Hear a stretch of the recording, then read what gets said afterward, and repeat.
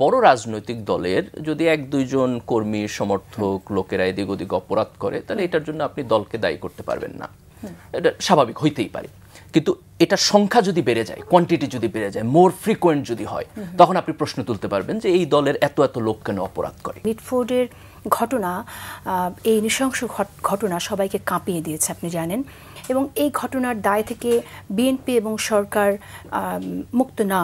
বিএনপির উপরও যতটা দায়, সরকারের উপরও দায়, তেমনটাই বিশ্লেষকরা বলছেন। আমরা সেই জায়গা থেকে আলোচনা শুরু করব। কিন্তু এই ঘটনার পর আমরা আবার দেখলাম কিছু মিছিল হয়েছে, কয়েকটি সংগঠনকারী রাজনৈতিক দল মিছিল করেছে এবং সেই মিছিল থেকে যে বক্তব্যগুলি, যে মন্তব্যগুলো, স্লোগানগুলো আসছে, সেই স্লোগান থেকে আমরা দেখতে পাই যে অনেকটা বিএনপিকে দায়ী করে মিছিল করা হচ্ছে।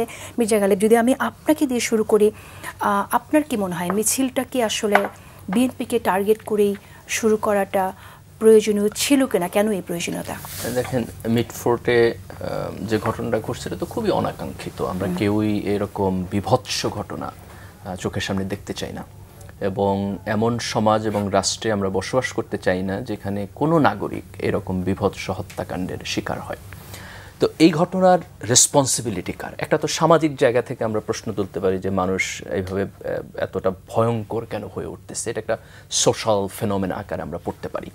কিন্তু আমরা যদি খুব স্পেসিফিকলি যাই তাহলে এখানে আমরা দুইটা, আপনি যেটা বলছেন যে এখানে সরকারের একটা দায়ভার আছে। সরকারের দায়ভারটা হলো এরকম যে আইন শৃঙ্খলা পরিস্থিতি যদি ভালো হয় তাহলে তো এইভাবে প্রকাশ্যে দিবালোকে এরকম খুন করার সাহস অপরাধীরা করতে পারে না।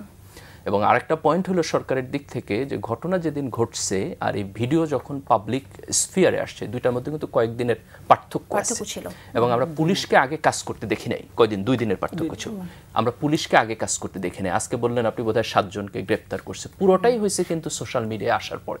তার মানে কোনো একটা জিনিস যদি আপনার জনপরিসরে ভাইরাল আকারে হাজির না হয় তাহলে তার বিচার হবে না, পুলিশ কাজ করবে না, আদালত ঠিকমতো রায় দিবে না, তাহলে তো ইনস্টিটিউশন কাজ করতেছে না। এটা হলো একটা দায়িত্ব। আরেকটা দায়িত্ব বিএনপির দায়িত্বটা কিভাবে দেখেন, যে একটা বড় রাজনৈতিক দলের যদি এক দুইজন কর্মী সমর্থক লোকেরা এদিক ওদিক অপরাধ করে তাহলে এটার জন্য আপনি দলকে দায়ী করতে পারবেন না, এটা স্বাভাবিক হইতেই পারে। কিন্তু এটা সংখ্যা যদি বেড়ে যায়, কোয়ান্টিটি যদি বেড়ে যায়, মোর ফ্রিকোয়েন্ট যদি হয়, তখন আপনি প্রশ্ন তুলতে পারবেন যে এই দলের এত এত লোক কেন অপরাধ করে। আরেকটা জায়গায় আপনি প্রশ্ন তুলতে পারবেন যদি অপরাধী দলের হায়ার পজিশনের লোক হয়, উপরের দিকের লোক হয়, তাহলে বোঝা যায় যে তার দলের যে পাওয়ার, যে এম্পাওয়ারমেন্ট, যে সে যে মানে ক্ষমতায় কিছুদিন পরে আসতেছে, এই যে তার প্রসপেক্টিভ পাওয়ার, সেটাকে ইউজ করতেছে। এই ঘটনায় যারা জড়িত তারা হচ্ছে খুব সম্ভবত আপনার যুব দলের। প্রসপেক্টিভ পাওয়ার তারা কেন ইউজ করতে পারবে? কারণ বিএনপি একটা বড় রাজনৈতিক দল। এখন ধরেন যে আওয়ামী লীগ যেহেতু নাই, একমাত্র তারাই এখন মাঠে বড় আকারে আছে।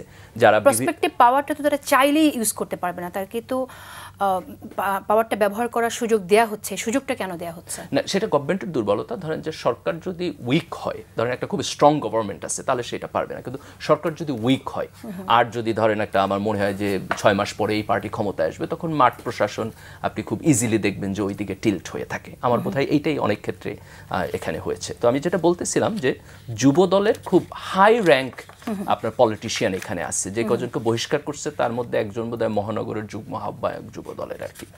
তো এই যে বিএনপি এই পর্যন্ত প্রায় বোধহয় 4000 লোককে আপনার বহিষ্কার করছে তার পার্টি থেকে বিভিন্ন সময় অপরাধের কারণে। তাহলে কোয়ান্টিটেটিভলি তার লোকেরা অনেক বেশি অপরাধের সাথে জড়িত হয়ে পড়তেছে এবং তার হাই প্রোফাইল র্যাঙ্কের পলিটিশিয়ানরা এটার সাথে জড়িত হয়ে পড়তেছে। তার ফলে একটা পাবলিক পারসেপশন তৈরি হয়েছে। হাই প্রোফাইল কি রকম দেখে নাম বলবেন? যুব দলের মহানগরীর আপনার বোধহয় যুগ্ম আহ্বায়ক একজনকে বহিষ্কার করছে এই ঘটনার সাথে জড়িত। এটা হচ্ছে যারা আপনার অ্যাক্টের সাথে সরাসরি জড়িত। এবং আমরা আমাদের রাজনৈতিক কালচারে সাধারণত জানি যে যারা ফিল্ডে কাজ করে তাদের উপরে আবার আপনার গডফাদার থাকে, তার পৃষ্ঠপোষক থাকে, তো একটা র্যাঙ্ক ওইখানে কোনো না কোনোভাবে কাজ করে। তো এখন পাবলিক পারসেপশন তৈরি হইতেছে যে এই ঘটনার সাথে এইটা বিএনপির এক ধরনের আভ্যন্তরীণ কোন্দল, আপনার চাঁদাবাজি, টাকা নিয়ে ভাগাভাগি, এবং এটা নিয়ে তারা হচ্ছে চাঁদাবাজি আমরা মিছিলগুলোতে শুনছি, কিন্তু আমরা যতটুকু জানতে পাচ্ছি চাঁদাবাজি না, ব্যবসার ভাগ, ব্যবসার প্রফিট নিয়ে এখানে কাইন্ড অফ আপনি কিভাবে চাঁদাবাজিকে ডিফাইন করেন তার উপর ডিপেন্ড করে। না, মনে হয় তা না, চাঁদাবাজির একটা ডেফিনিশন অলরেডি আছে না। কিন্তু ধরেন আমি আপনি দুজন মিলে ব্যবসা করতেছি, এবার ব্যবসার ভাগ মানে আপনার ভাগটা আমি নিয়ে নিতে চাইতেছি, এটাও তো এখানে বোধহয় ব্যাপারটা এরকমই ছিল যে এটা তার শেয়ার চাঁদাবাজি কিনা ভাগাভাগি ব্যবসা নিয়ে আমরা জাস্ট টেকনিক্যালি যদি আপনি বলেন সেটা।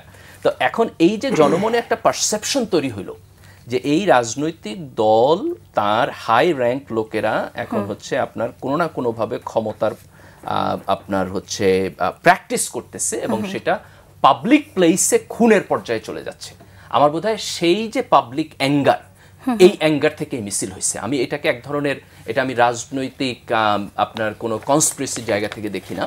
আমি মনে করি এটা হলো সাধারণ জনগণের মধ্যে, তরুণদের মধ্যে রাজনৈতিক কালচার পরিবর্তনের যে আকাঙ্ক্ষা তৈরি হয়েছে জুলাইয়ের, সে আকাঙ্ক্ষার একটা বহিঃপ্রকাশ।